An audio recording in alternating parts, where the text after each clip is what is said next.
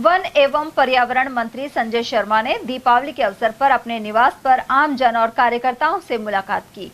यहां दीपावली स्नेह मिलन समारोह मनाया गया। उन्होंने मीडिया से बातचीत में कहा कि अंत में होने वाले उपचुनाव में कमल खिलेगा। उन्होंने एक सवाल के जवाब में नशे के खिलाफ सख्त कार्रवाई की बात भी कही। साथ ही कहा कि प्रदेश में अपराधों के ग्राफ में कमी आई है। साइबर अपराधियों के खिलाफ भी लगातार अभियान चल रहा है। शहर के अलवर जिले के राजस्थान के सभी निवासियों को दीपावली के पावन पर्व पर बहुत सारी शुभकामनाएं, हार्दिक बधाई। यह दीपावली हमारे घर में समृद्धशाली लेके आवे, हम सबको स्वस्थ रखे, हम सब लोग स्वच्छ वातावरण को बना के रखें, पर्यावरण के संरक्षण में अपनी महत्वपूर्ण भूमिका अदा करें और यह दीपावली हमारे लिए उन्नति के नए अवसर लेके आए। इस आशा और विश्वास के साथ आप सबको मेरी ओर से दीपावली के पावन पर्व पर हार्दिक शुभकामनाएं, बहुत बहुत बधाई। देश की जनता हो, राजस्थान की जनता हो, विकास के साथ जाना चाहती है, क्योंकि राजस्थान में भारतीय जनता पार्टी की सरकार है और आदरणीय भजनलाल जी के नेतृत्व में, हमारे यशस्वी मुख्यमंत्री आदरणीय भजनलाल जी के नेतृत्व में सभी विधानसभाओं में बिना किसी भेदभाव के काम हुए और वो काम बहुत तेज गति से परवान पकड़ रहे हैं। तो मुझे पूरा विश्वास है कि आने वाले समय में अंता विधानसभा की आम जन विकास को लेकर के और राजस्थान के हित को देखते हुए भारतीय जनता पार्टी के पक्ष में कमल का फूल बटन दबा करके अंता में जो हमारे प्रत्याशी हैं उनको विजयश्री प्राप्त करेंगे। एक सर, पूरे अलवर जिले के संज्ञान में ऐसी कोई जगह हो या ऐसी कोई जानकारी हो तो आप मुझे दीजिए। मैं हमारे पुलिस अधीक्षक महोदय से, चाहे हमारे अलवर के हों, चाहे खैरतल के हों, चाहे भिवाड़ी के हों, उनसे व्यक्तिगत बात करके हम छापा भी पड़वाएंगे और जो स्मैक बेचने वाले हैं या जो भी नशीली चीजें बेच करके हमारे युवा पीढ़ी को खराब करने का काम कर रहे हैं, उन सबको, दोषियों को पकड़ करके उनके खिलाफ न्याय संगत कार्रवाई। और वहीं नेता प्रतिपक्ष टीकाराम जूली ने राज्य सरकार को आड़े हाथों लिया है। उन्होंने कहा कि प्रदेश में बच्चे भी नशे की गिरफ्त में आ रहे हैं। इसके अलावा अपराध और भ्रष्टाचार बढ़ा है। उन्होंने अंता उपचुनाव में कांग्रेस की जीत का दावा भी किया। जूली ने रविवार को मोती डूंगरी स्थित कार्यालय पर कार्यकर्ताओं से मुलाकात की। इस दौरान दीपावली की शुभकामनाओं का आदान प्रदान भी हुआ। उधर नेता प्रतिपक्ष ने मीडिया से बातचीत में प्रदेश की मौजूदा सरकार पर हमला बोला। साथ ही कहा कि सरकार की लापरवाही और कमजोर नशा नियंत्रण नीति के कारण समाज में नशे का जाल तेजी से फैलता जा रहा है। स्कूल और कॉलेजों के विद्यार्थी नशे के चंगुल में फंस रहे हैं, लेकिन सरकार आंखें मूंदे बैठी है। साथ ही प्रदेश में अपराध का ग्राफ लगातार बढ़ रहा है। दूसरी ओर सरकार सिर्फ घोषणाओं और विज्ञापनों में व्यस्त दिखाई देती है। टीकाराम जूली ने कार्यकर्ताओं से कहा कि कांग्रेस हमेशा जनता की आवाज रही है और आगे भी रहेगी। मैं सभी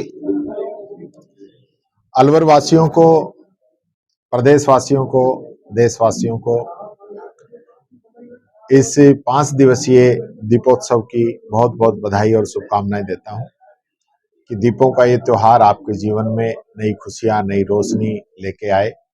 आप खूब तरक्की करें, धन्य धान्य से आप भरपूर रहें, ऐसी मेरी भगवान से प्रार्थना है। और चूंकि आज के दिन भगवान श्री राम रावण का वध करके लौटे थे, तो जनता ने उनके स्वागत के लिए घी के दीपक जला के उनका स्वागत किया। आप समझ सकते हैं कि इसका हमारे जीवन में बहुत बड़ा महत्व है कि आज उसको हम मना रहे हैं, वो इस रूप में मना रहे हैं कि बुराई का अंत करने के बाद में हमेशा जो है सच्चाई की जीत होती है। देखिए, यहाँ अलवर का जो प्रशासन है वो मैं समझता हूँ दोनों मंत्रियों की जी हजूरी में ज्यादा रहता है बजाय कि काम करने के। आज सारी जो है यहाँ सफाई व्यवस्था खत्म है, लोगों को पट्टे नहीं मिल रहे, पानी नहीं आ रहा है, सड़कों की हालत, भरथरी जी के नाम पे जिले का नाम रखना चाहते हो आप, लेकिन भरथरी जी की सड़क की हालत क्या है पिछले 2 वर्षों से? जब से राज बदला है पत्ती तक नहीं लगा पा रही। ये हालत इन लोगों की है। लोग दुर्घटनाग्रस्त हो रहे हैं, गाड़ियां टूट रही है, कमर में झटके जा रहे हैं। ये हालत इस सरकार की है। तो कामों को कब पूरा करेंगे? भ्रष्टाचार का आलम ये है कि जेसीबी खरीद में भ्रष्टाचार हुई, अभी तक किसी पे कोई कार्रवाई नहीं हुई।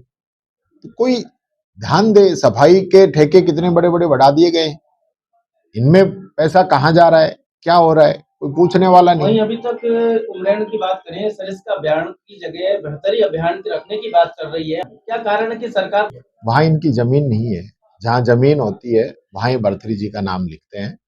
जहां खैरथल और तिजारा जिले की बात है, वहां पे कई लोगों के द्वारा भूमाफियाओं से मिलके, दिल्ली के लोगों से मिलके जमीनें खरीदी हुई है। वो चाहते हैं कि खैरथल से उसको चेंज करके वो नया जिला वहां पे बनाया जाए और नए जिले का नाम भर्तृहरि जी पे रख दिया जाए, ताकि लोग बोलेंगे नहीं। इनके पास दो ही तो हथियार हैं, जब जवाब नहीं दिया जाए या तो जय श्री राम के नारे लगा दो या भारत माता की जय बोल दो, तो जवाब नहीं दे पाएंगे। ये हालत इन लोगों की है। तो धर्म की आड़ जो ले रहे हैं उनसे मैं कहना चाहूंगा, आज सीजेआई पे जूता फेंका जा रहा है, आपके मुंह से एक शब्द नहीं निकलता। आज एक दलित आईपीएस ऑफिसर को सुसाइड करना पड़ता है, आपके मुंह से एक शब्द नहीं निकलता। हरिओम वाल्मीकि को पीट पीट के हत्या कर दी जाती है और वो लोग कहते हैं कि हम बाबा की पार्टी के लोग हैं, उनके खिलाफ एक शब्द आपसे नहीं निकलता। क्या हालत आप लोगों ने बना दी। डेयरी में मंत्री जी ने अपने पीए को बैठा दिया है और मैं समझता हूं अभी बहुत जल्दी 2-4 पीए जो है एक जिला परिषद में बैठा देंगे, एक आधा नगर निगम नगर में बैठा देंगे और आने वाले समय में जो केंद्रीय मंत्री जी जिस प्रकार से चाहते हैं वैसे ही होगा, क्योंकि चुने हुए जनप्रतिनिधियों को, उनकी सरकारों को गिराने का तो बीजेपी का पुराना काम है, कोई नया नहीं है। ये वही लोग हैं जिन्होंने मध्य प्रदेश के अंदर हमारी सरकार गिराई, कर्नाटक के अंदर सरकार गिराई। तब तो हम समझ रहे थे कि भाई ये विधानसभाओं को ही भंग करके और अपनी सरकार बनाना चाहते हैं, लेकिन हमें ये नहीं पता था कि ये लोग डेयरी को भी भंग करके अपने पीओ को वहां पे चेयरमैन बनाना चाहते हैं। तो ये तो हमें पहले ही कहते थे कि मैं चेयरमैन मेरे पीओ को बनाऊंगा, तो हम बनवा देते। इतना बड़ा ये षड्यंत्र भी क्यों रचा, क्यों लोगों को स्थिति कराए। आज भी आ रहा है, जहां पहले मुगल काल में बाबर करता था। तानाशाही है, ये लोकतंत्र का हनन है, लोकतंत्र को कमजोर करने की साजिश है। 5 साल के अंदर चुनाव होने चाहिए, नगर निगम के, नगर पालिकाओं के, पंचायत समिति के, जिला परिषद के, पंचायतों के, नहीं करा रहे। तानाशाही है, संविधान में लिखा है कि 5 साल में कराने, नहीं करा रहे, दादागिरी है। लोकतंत्र को खत्म करना चाहते हैं लोग, और इसी प्रकार से डेयरी का जिस प्रकार से लोगों के इस्तीफे कराए, बोर्ड को भंग किया और फिर चुनाव जिस प्रकार से कराए गए, वो सारे जो है संदेह के घेरे में है। खुद अधिकारी कर्मचारी इस प्रकार का बिहेवियर करने लग गए कि जो सरकारी कर्मचारी है उसके परिवार में कोई फार्म भर देगा तो उसके खिलाफ कार्रवाई करेंगे, उनसे फार्म वापिस करवाएंगे। ये स्थिति सरकार